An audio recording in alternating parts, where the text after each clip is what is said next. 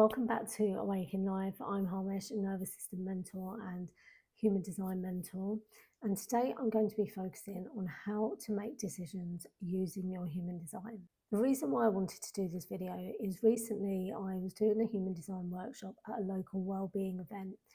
And two of the women who came to the workshop contacted me about a week or so later on social media and were telling me how they had been putting their decision making process into play in their day-to-day lives and had both found it to be so productive and that they had got so much more done and they were following things that felt much more aligned to them.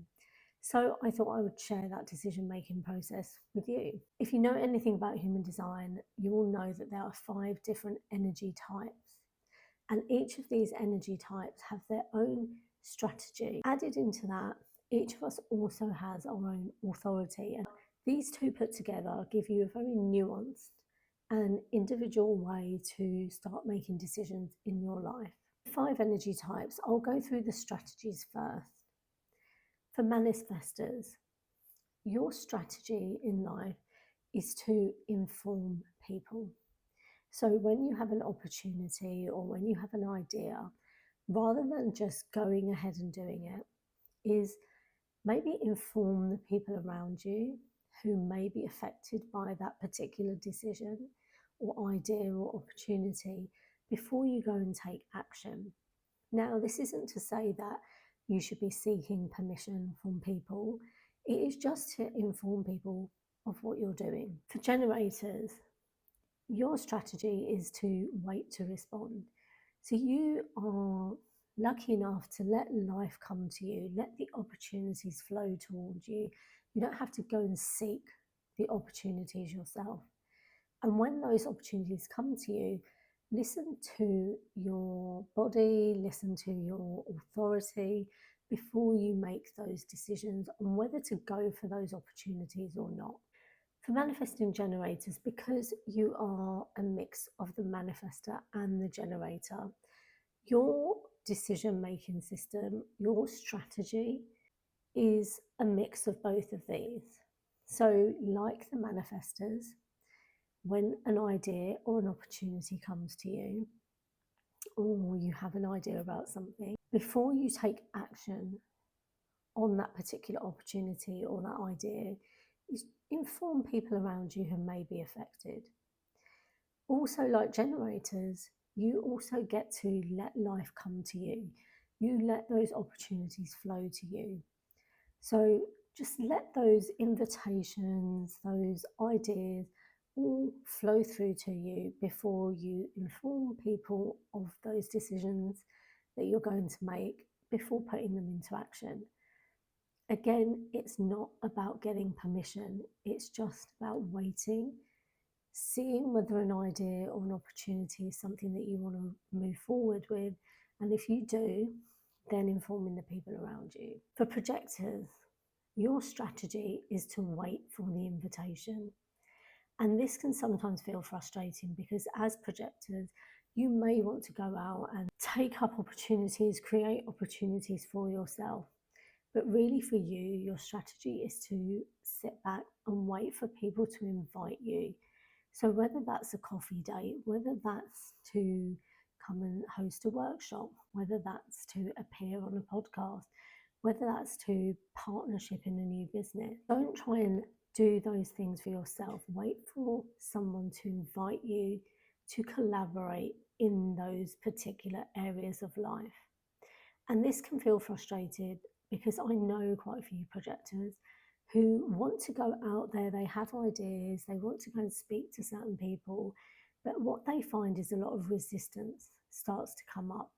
And that's because they haven't been invited. If you are a projector, let yourself be invited, showcase your talents and your skills, whether that's through social media, whether that's through blog posts, whether that's just generally speaking to people.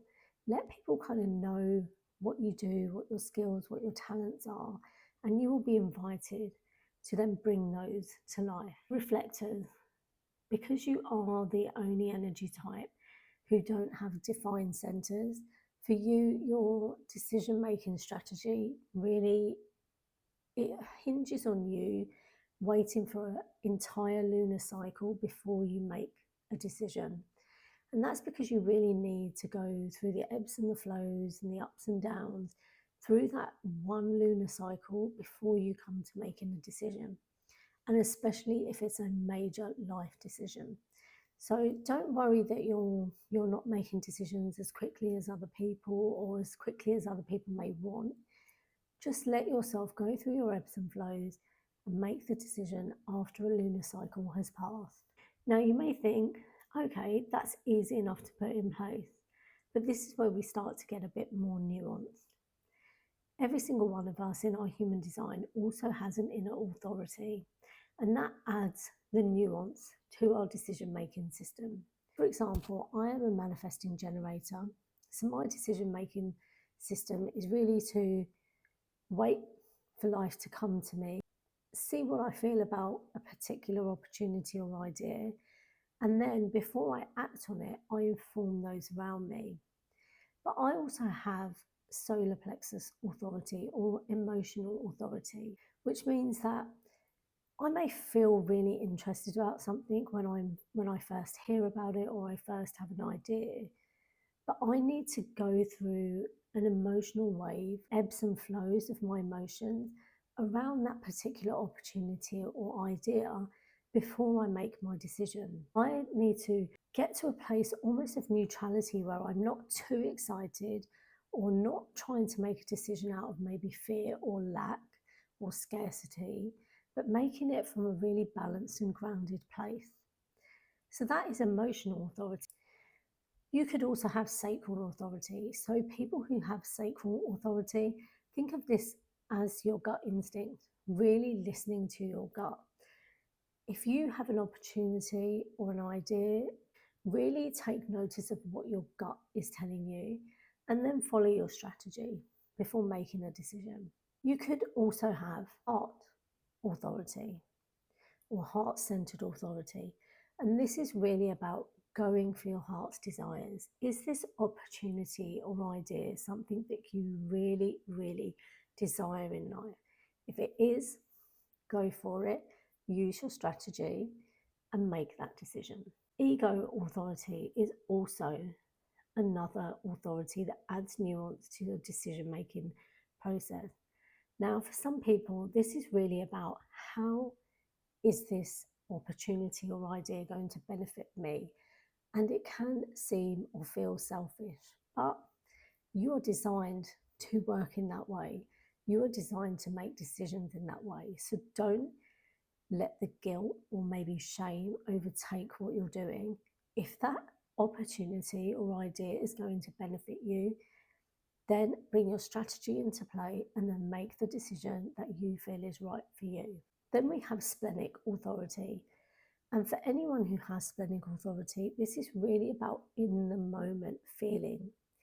Because what happens when opportunities and ideas come to those who have this authority type, they will feel either a yes or a no in the moment. Because splenic authority only works in the moment, you won't get that hit again. So for some people, it may feel like you're making rash decisions because it's really in the moment, but that is how you are designed. Then you have mental authority. Now, this isn't about chewing over your decision, making lots of pros and cons lists, but this is really about you using other people as a sounding board for these ideas and opportunities.